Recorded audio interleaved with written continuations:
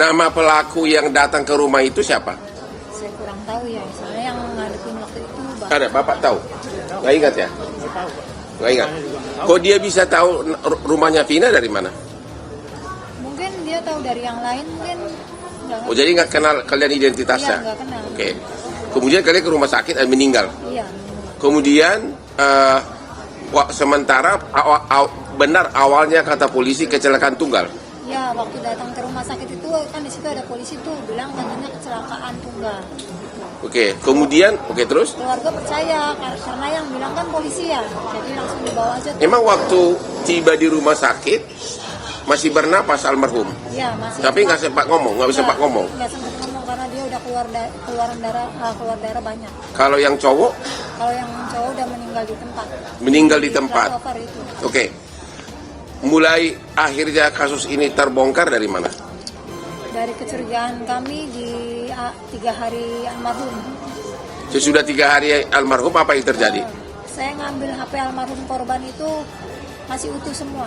HP dan motor itu masih utuh, nggak ada yang retak, nggak ada yang lecet, nggak ada yang pecah gitu, nggak ada. Ambil HP dari kantong korban atau dari mana? Dari kantor polisi.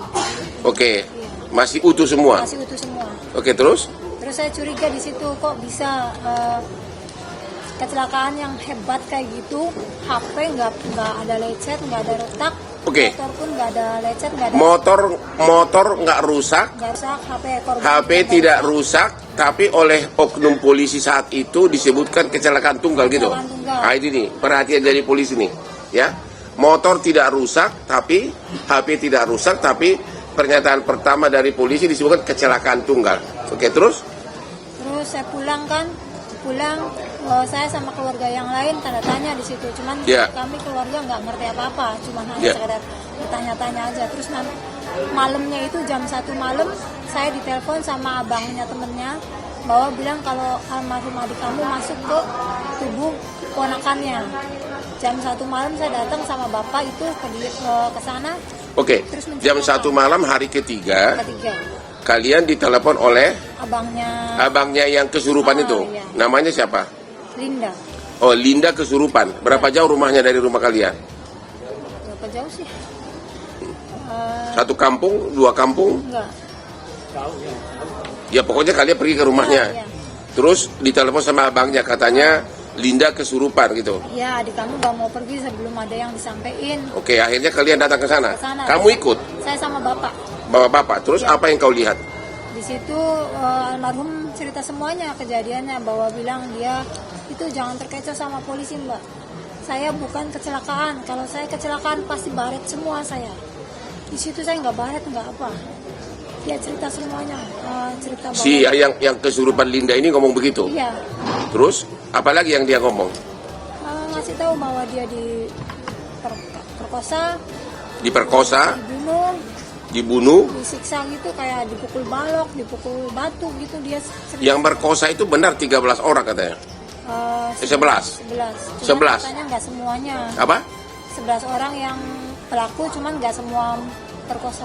Oke, nggak ada berapa orang yang perkosa, nggak tahu. Lupa saya. Oke, terus apa lagi yang dicerita? Ya, terus dia disiksa kayak dipukul batu, dipukul bambu gitu. Dan semua Sama. Semua yang diceritain sama dengan kondisi tubuh si korban.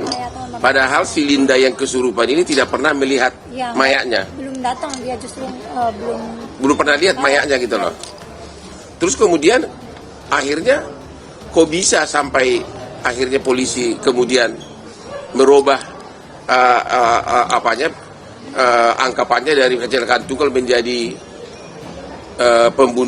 penganiayaan dari mana? Hanya gara-gara rekaman ini? Saya kasih rekaman itu, terus bukti bahwa HP almarhum adik saya masih utuh, terus motor juga masih utuh. Itu saya kasih semua foto-fotonya ke bapaknya almarhum yang cowok. Ya. Terus nggak lama.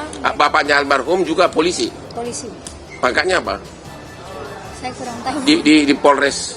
Di Polres Cirebon. Cirebon. Oke, akhirnya dikasih. Terus? Terus dikasih. Apa? Aibtu, bapaknya almarhum yang cowok. Oke, terus? Terus saya kasih bukti-bukti itu, nggak lama ada berita bahwa pelaku ketangkap. Yang ditangkap 8 orang? nggak langsung 8 orang, itu 7 orang dulu. 7 orang dulu. Oh, baru nyusul satu lagi 8. Oke. Terus itu Udah itu aja. Oh. Terus yang sisa 3 sampai sekarang saya belum dapat kabar. dari mana Anda tahu?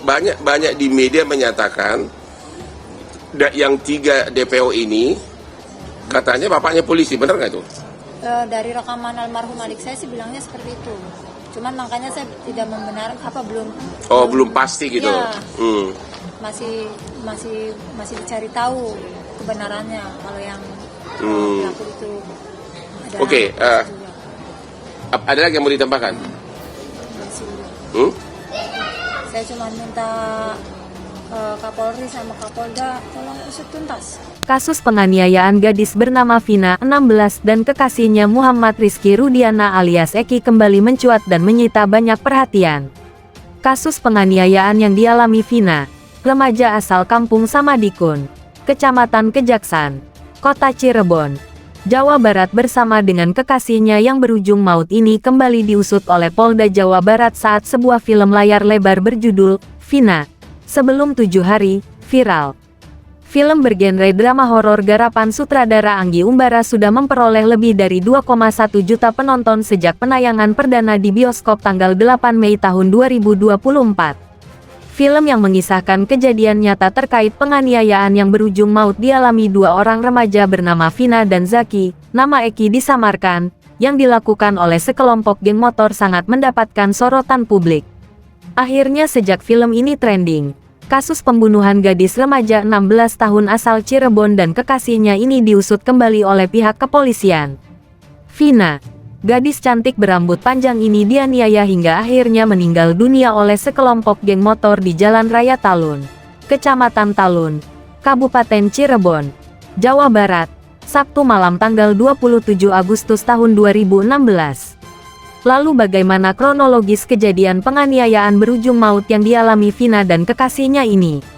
Dikutip ayojakarta.com dari wawancara eksklusif keluarga korban Vina bersama dengan pengacara kondang Hotman Paris Hutapea yang ikut mengawal kasus pembunuhan berencana Vina dan kekasihnya yang diunggah melalui laman YouTube Kompas TV, pada hari Jumat, tanggal 17 Mei tahun 2024 menceritakan detail kronologis di malam penganiayaan dan pembunuhan yang dialami Vina dan kekasihnya 8 tahun silam. Kakak korban Vina, Marliana 33, menceritakan kronologis bermula dari Vina yang diajak oleh Eki yang diduga kekasihnya itu keluar rumah berboncengan naik motor setelah Isya. Kemudian malamnya pukul 0.30 waktu Indonesia Barat, Marliana mendapatkan kabar kecelakaan yang dialami Vina dan kekasihnya di jembatan flyover yang berada di lajur arah Majasam, Kota Cirebon, menuju Sumber Kabupaten Cirebon.